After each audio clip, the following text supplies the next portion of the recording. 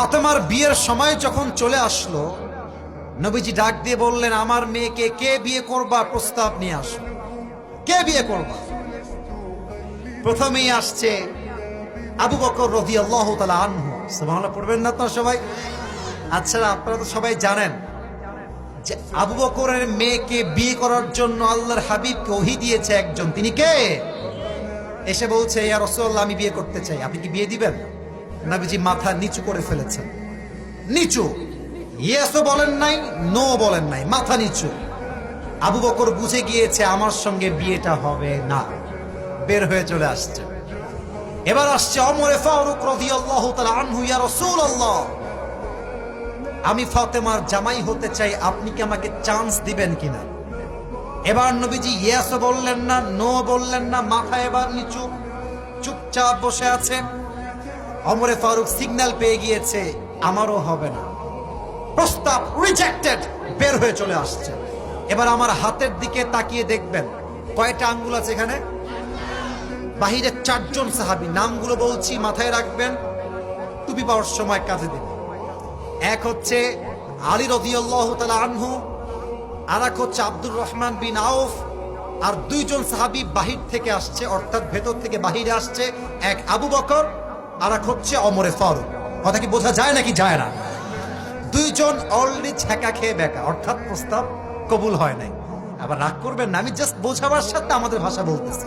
তো আবু বকরের মনটাও খারাপ, ওমর ফারুক রাদিয়াল্লাহু তাআলার মনটাও খারাপ, যে ইস রে, নবী রাজি হইল না, খুব কষ্ট লাগলো আমাদের।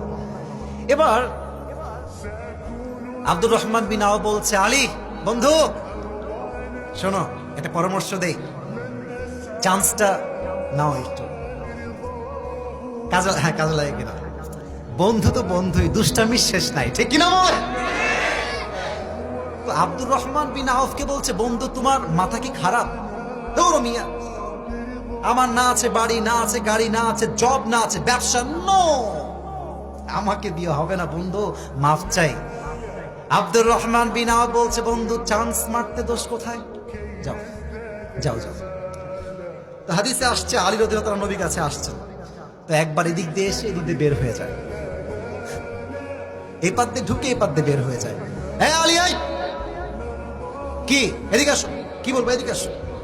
আসলে আলী আসার আগেই আল্লাহ ওহী পাঠিয়েছেন, ইয়া রাসূলুল্লাহ, আলী এখন ফাতেমার বিয়ের প্রস্তাব আপনার কাছে নিয়ে আসবে। সুবহানাল্লাহ।